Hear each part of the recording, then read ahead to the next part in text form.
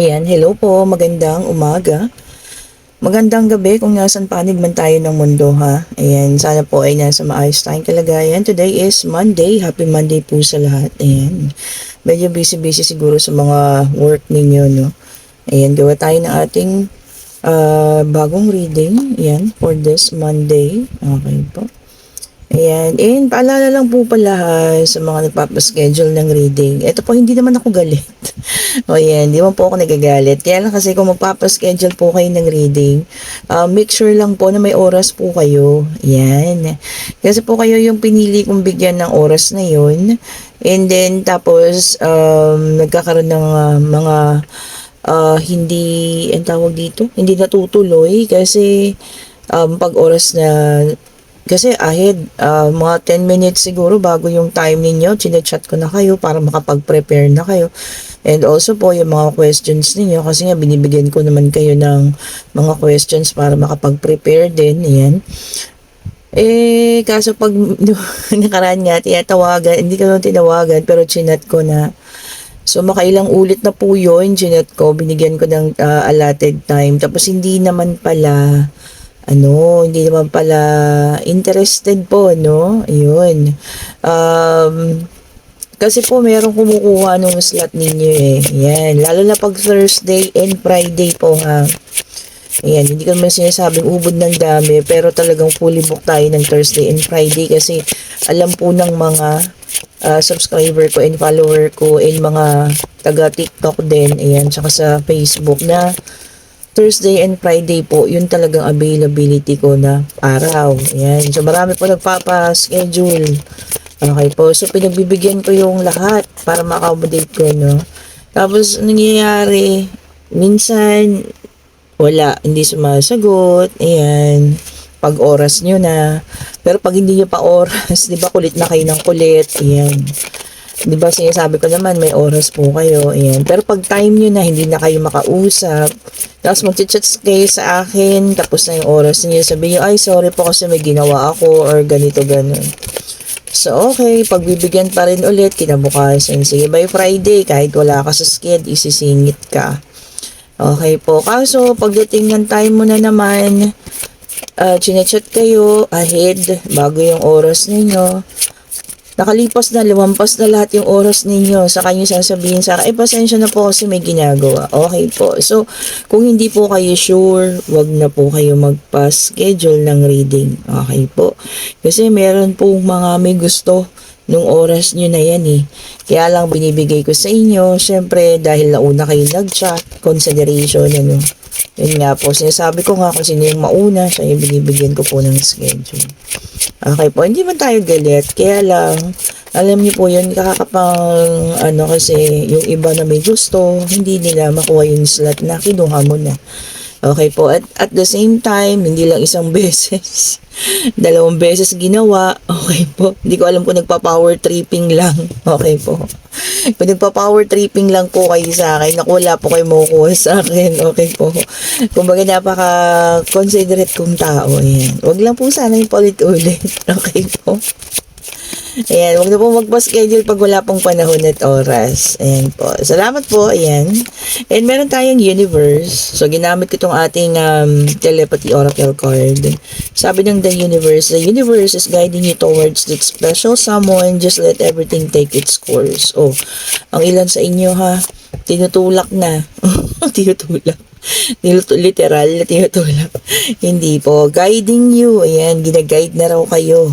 Siguro kung hindi nyo pa man siya maramdaman as of the moment, ayan, siguro ginagawa pa ng ating divine universe or ginagawa niya ng paraan. Minamanipula niya kung paano kayo magkikita ng tamang taong para sa inyo, ha. Okay? Then, meron tayong Cupid. Love is in the air when Cupid is around. Oo nga, no? Kapag ka nandiyan si Cupid, pag-ibig ay nandiyan din. Siyempre, dala niya ay pag-ibig eh. And then link, the bond of love grows stronger over time.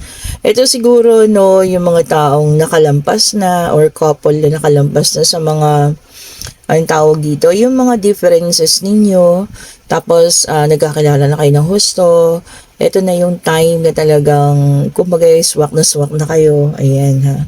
Pero hindi ko rin naman masasabi na talagang eto na, kayo na at the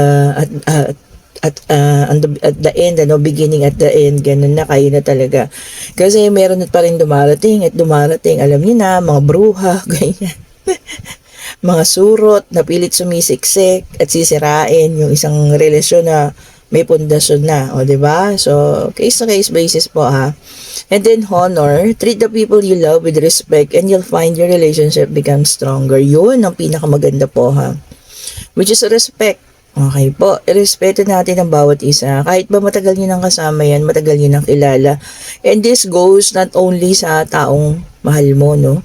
This also goes in every person na makilala nyo po. Kahit sino makilala ninyo, respetuhin ninyo yan, no? The same way na gagawin nila sa iyo, ire-respect ka rin po nila. Oh, di ba? Ang ganda. Okay, and then tignan natin kung anong situation ngayon, ha? Okay po, yan. And nilalapitan naman ng Thursday and Friday. Kung gusto po ng magpa-schedule ng reading, ayan.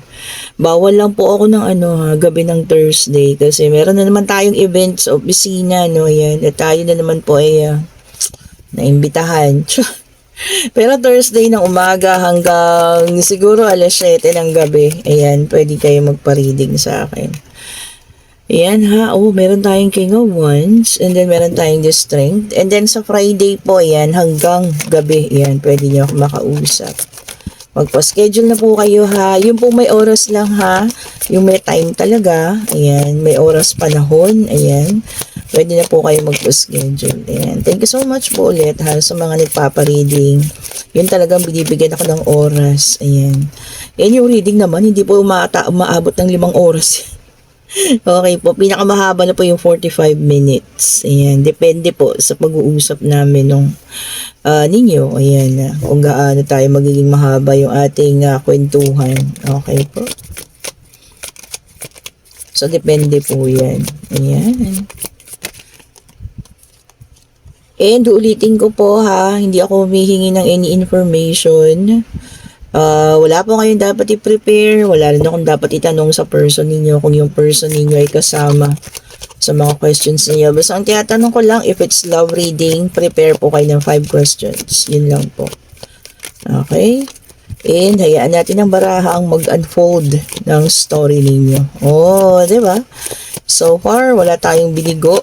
Sa lahat ng na-reading ko, siguro meron na rin tayong mga subscribers sa YouTube na mahigit 100 plus na rin. So far po, wala tayong binigo. At nakita natin at nakuha natin yung mga energy nila.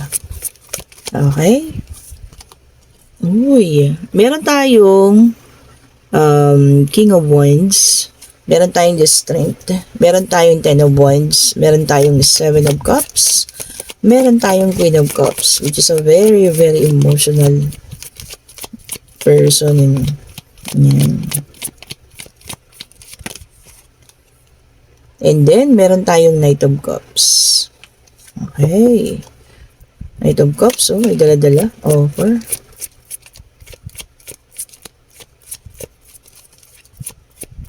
Okay, tignan pa nga natin, dalawa na lang to. Lagyan nyo na po sa amin, ito na siguro dahil sila yung uy, shucks. Okay, so meron tayong Three of Swords. And then, meron tayong The Tower. Okay. Ayan, ha? Medyo mabigat. Okay po. Medyo nakaramdam ako ng kabigatan. So, meron siguro dito, ang nakuha ko agad is King of Wands and isang Queen of Cups. Okay po. Queen of Cups is very emotional. Ayan. Medyo maramdaming tao. Regardless, babae, lalaki, no? Maramdamin ng taong ito. And lahat po, parang kumagdamdam siya, sobra. Okay po. So, dito kasi sa The Strength, parang ang ating King of Wands ay meron ng ibang kadiling. So, nagkaroon to ng third party situation. So, ito na nga, clarified. Okay po. So, yun ang nakapagpapa sobrang sakit dito sa ating Queen of Cups. Okay. Sobrang sakit ang nararamdaman ng ating Queen of Cups. Ngayon na nagkaroon ng distraction. Ayan, feeling niya wala na, gumuhan na lahat. Naubos na lahat. Ayan, wala na, ubos na lahat. Kasi nawala na yung pag-ibig ng taong pinakamamahal niya. Okay po, dumating sa point ito, no, sa sobrang pagka-emotional ng taong ito, halos dumating sa point na pakiramdam ko, ultimo yung sarili niya, gusto niya nang walain or gusto niya nang mawala sa mundo, no. Sinasaktan ng sarili, ayan, kung kayo man ito, no. Wala po kayong kasalanan sa mga ganito, ha. Kayo po ay taong sobra lang kung magmahal. Okay po. Kung may dumating sa kanya, meron pong ding darating sa iyo. Ayan, isang Knight of Cups na merong offer. Huwag mo pong sayangin ang sarili mo, ha. Kung sa ngayon po ikaw yung nakakaramdam ng ganito na at nandoon na kayo sa edge, kasi akala nyo wala na. Dahil ubos na, tapos na lahat. Ayan, sira na yung pamilya, kung may pamilya man. Ayan, yung sirang-sira ka na. Ayan, durog na durog ka na. Hindi po, ha. Kaya tumapat dito sa Seven of Cups na marami kang options at marami pong tao ang nagmamahal sa inyo, ha. Okay po. Higit lahat, lalo na kung nakakaisip na kayo na kunin yung sarili ninyong buhay. Hindi po, ha, hindi po worth it yung taong ganun na mismong ikaw, sasaktan mo sarili mo, sisirain mo buhay mo para lang sa isang taong hindi po. Huwag mo pong kalimutan, na lahat ng mga bagay, sabi ko nga na inaalis, tao man yan, material na inaalis sa inyo ng Panginoon. Ibig sabihin po niya kasi hindi na makakabuti sa inyo yan, ha. Lagi niyo pong tatandaan yan. At merong ipapalit ang Panginoong Diyos na siyang, alam niyo yun, magbubuo, aayos ulit sa iyo.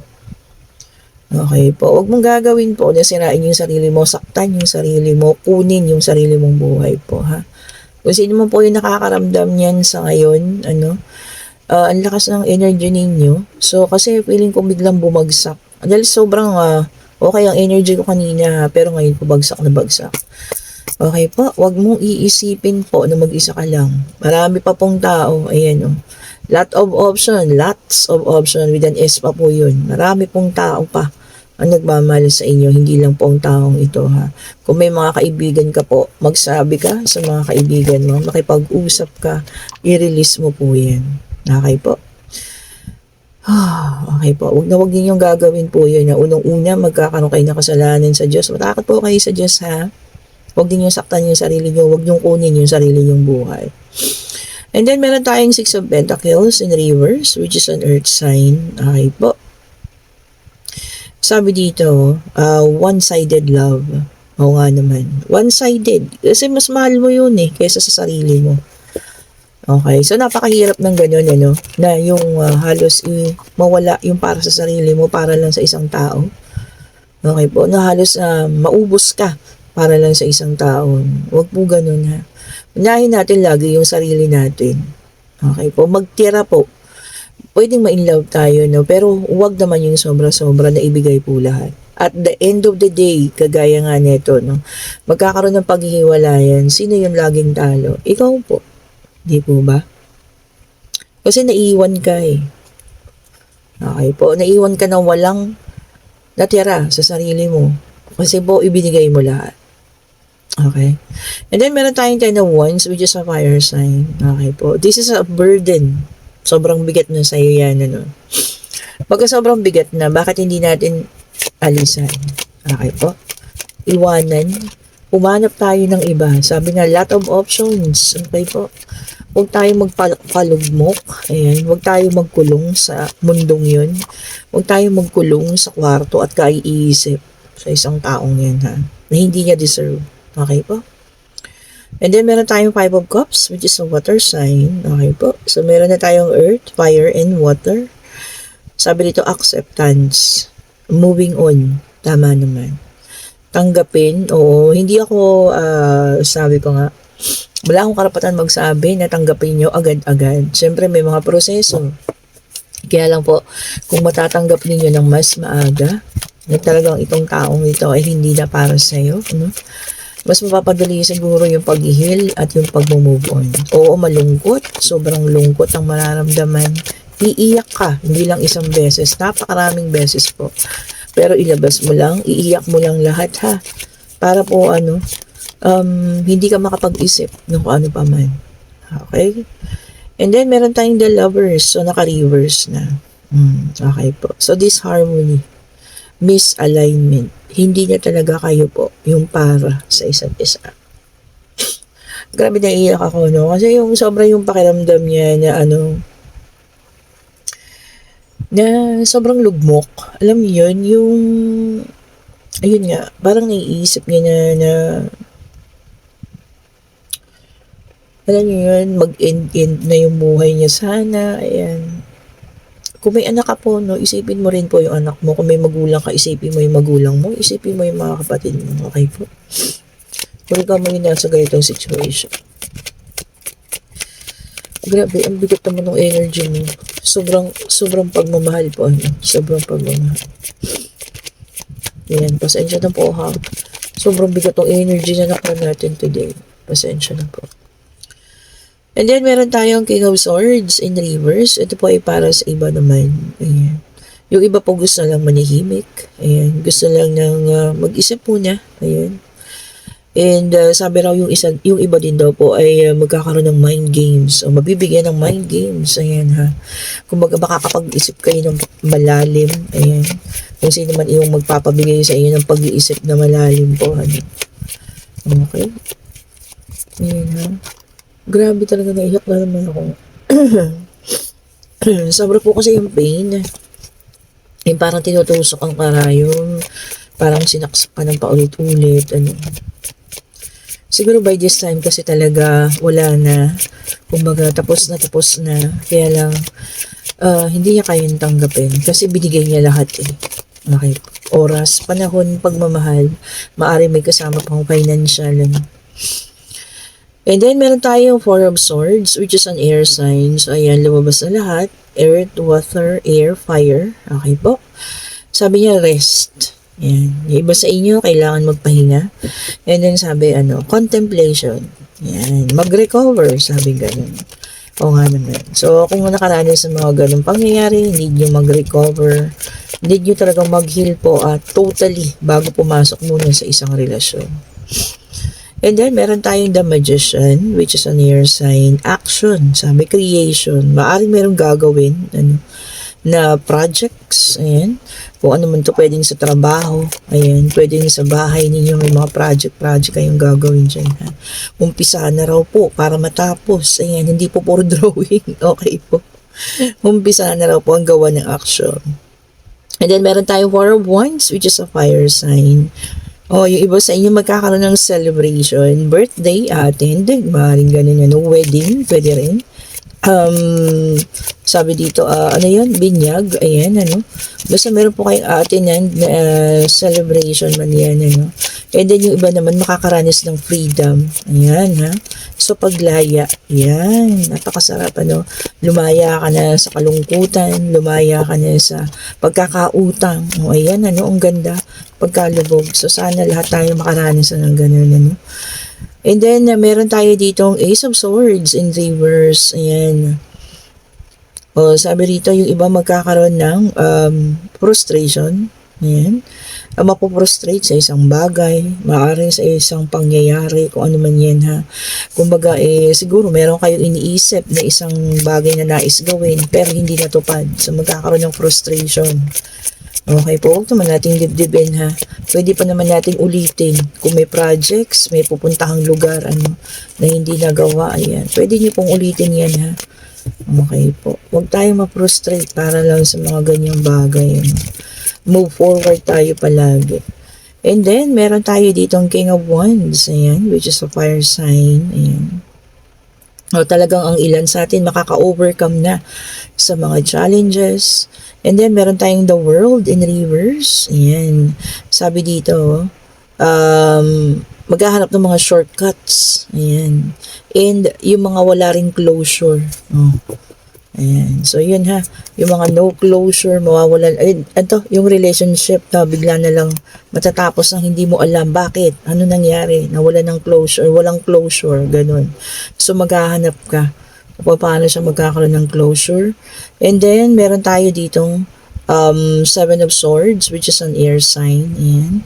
So, ang iba ay magkakaroon ng dishonesty, makakaranas. Ayan. Tapos, acting strategically. Ayan, kumbaga yung iba bait-baitan sa inyo, yung pala meron lang gustong makuha sa inyo, or meron man lang, kung sino man tong taong ito ha, mag-ingat-ingat po. Baka kayo mapasakay sa mga strategically, mga strategy nila, no? Ayan po, ingat-ingat po kayo, huwag kayong didikit sa mga ganyan tao, ha? Okay, and then meron tayo dito, Queen of Swords in reverse. Ayan. Yun nga, overly emotional. O, diba? Magkakaroon ng sobrang emosyon sa ano man ito, kung saan man ito. Pwede raw to sa relationship. Ayan. Pwede na yung sa bahay, kung magkakaroon ng problema, ano? Kung ano man po yung nadarating sa inyo, sana makayanan, ano? Mahirap kasi, lalo na if it's emotion, ano, sobrang nakaka-drain yan. Parang bang yung pagkatapos mong ilabas lahat ng luha mo, no? Sobrang pagod na pagod ang pakiramdam. Kung tama po ako ha, comment down below. And then, Two of Swords, ayan, naka-reverse. Okay po. So, sabi dito, no right choice. So, kung ano man yung naiisip mo na meron kang pagpipilian, ano. So, parehas daw po na hindi tama yung mga desisyon na yun, ano. So, no right choice. So, walang tama doon sa mga nakikita mo. So, kailangan niyo pong tignan-tignan din ang mga bagay-bagay bago po tayo magdesisyon, ha. And then, meron tayong Knight of Swords in reverse. Ayan. Sabi rito, no direction. Tapos sabi nga, disregard for consequences. For consequences. So, kung lahat ng actions natin, magkakaroon ng consequences po, ha.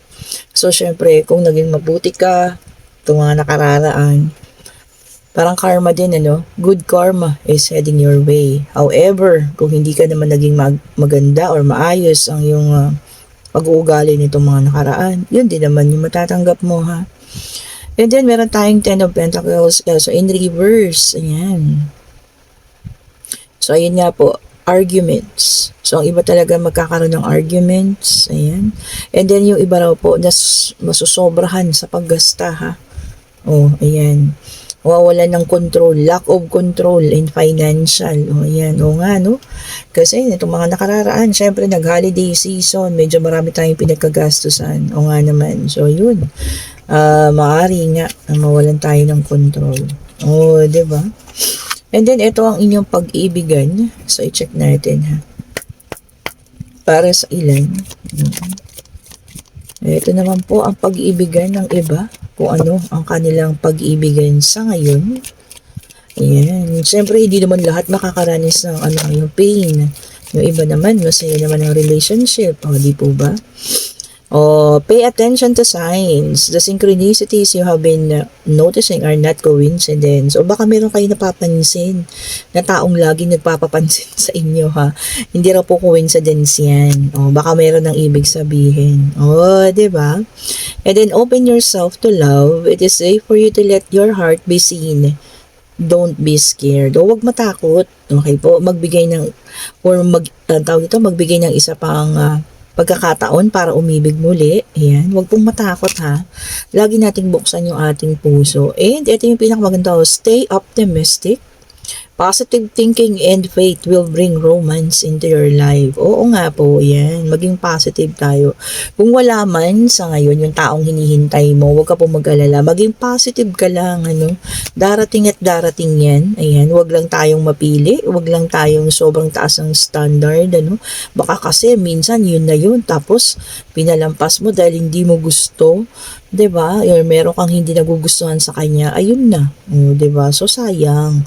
And then be present. You will attract love by enjoying your life as it is. Wherever you are, be all there. Oh, ma-attract natin daw ang pag-ibig kung tayo ay ini-enjoy natin yung buhay natin, ano, na kung ano lang. So hindi natin kailangan maghangad pa. Okay po, nang masigit pa doon. Especially, no, kung ngayon naging maayos ka naman, ano, wala kang nagiging problema, wala kang sakit. O, diba? So, tanggapin po natin, ha? At ihayaan lang natin na yung universe ang mag-unfold ng kung ano yung para sa atin, ha? O, diba? So, everyday naman na buhay natin, maraming ibinibigay ang universe, no? Surprises, ayan, pagsubok, ayan, lahat yan. Kung may pananalig tayo sa Diyos, makakayanan at makakayanan makakasalanan po natin ha. And then this is ating yes and no card. Ayan, pwede na po kayo mag-isip ng inyong katanungan, pag-ibig, financial, ayan, pangyayari, pag-travel, kung ano man po ha. Spirit guide, ibigay mo po ang kasagutan sa kanilang mga katanungan. Spirit guide, ano po ang kasagutan sa kanilang mga katanungan? Ayan. Ibigay mo po ang kasagutan sa kanilang mga katanungan. Ayun oh, nag-flip talaga. And yes po ang sagot. And this is a Knight of Cups. Ayan. So yung iba sa inyo makaka-receive ng invitation from someone. Oh. And then may makikilala na isang tao raw na makakapag ang tawag dito, swept off your feet. Ayan, medyo mapapataas ang ating isang paa. Ayan. Kung kasi napaka-charming, ayan, attractive, ayan, and yun nga, meron pong makaka-receive dito ng mga date, ayan, ang mag-aalok ng mga dates, ayan, kung saan man, ayan ha, enjoy lang po natin ha, ang mga bagay-bagay, okay po. And dun sa nauna na talagang halos sinasaktan ng sarili sa kumbaga yung sarili yung sinisisi, no? Hindi po ha. Wala ka pong kasalanan kung ano man yung nangyari sa relasyon ninyo. Dahil kung talaga pong nakatakda na siyang magtapos, hanggang doon na lang po yung mga bagay-bagay, ano po. So, dapat tanggapin natin and mag-move forward na po. Ayan. And commercial. Ito po ha, kung sino man ang may gusto ng ating Evil Eye set, ring with necklace, ayan, meron pa po. I-message lang po ako, nandyan na po yung link sa comment section. And ang rose quartz po, ayan, ang ganda-ganda. Nakikita nyo naman, para sa pag-ibig po yan ha. More on concentrating siya para sa pag-ibig po ang ating rose quartz. Suotin ninyo at humiling kayo sa umaga pagising. And of course, ang ating mantra, citrine. Ayan, citrine mantra. Ito po ang para sa financial stability, nakafocus yan. And ito po ang black tourmaline with evil eye, turns negative energy into positive. Ayan po ha. So lahat ng mga negatibong energy na nararamdaman niya yan, ginagawa niya pong positive. And of course, ang ating napaka powerful na amethyst. Ito naman parang 3-in-1 na siya, no? Ginaguard yung health ninyo. Ayan, para po sa inyong magandang kalusugan. Para din yan sa financial stability. Ayan. And para din ma-guard ang inyong love life. Ayan po, no? Kaya lang yung tatlo kasi talagang dun nakafocus. And ito po ang ating rose quartz. Ito po ha. Rose quartz tourmaline, black rose quartz tourmaline. Ayan po. Ito sa mga omen, ayan, sa mga sumpa, ayan, maganda po siya kasi kung meron mang gumagawa sa inyo niyan, ibabalik po yan doon sa taong yon, return to sender, ika nga, ano.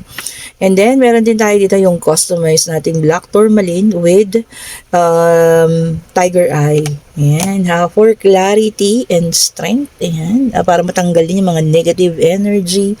Ayan, para malaman nyo talaga kung ano yung intention ng mga tao sa paligid ninyo. Para mas makilala nyo sila at mas malinaw at mas clarity, no?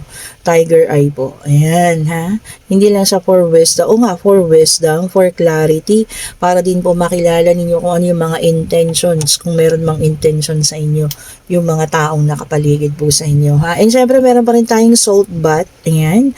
So, bukas, kailangan natin mag-salt bath para ma-cleanse at matanggal yung mga negative energy na kumapit sa atin, ano, within the week. And also on Friday po, ha, huwag niyong kalimutan yan. And kung nagugustuhan ninyo ang ating reading, pa-like, ayan, pa-subscribe, and hit the notification bell para lagi po kayong updated sa mga bagong videos na nire-release natin, ha. Okay po, sa lahat po na nakakaranas ng pain as of the moment, ano, kapit lang, maniwala tayo sa Diyos. Hindi mo po kailangan kunin yung buhay mo, ha. Okay po, matakot po tayo sa Diyos. Okay po. And thank you so much for watching. Happy Monday po sa lahat. Bye-bye po.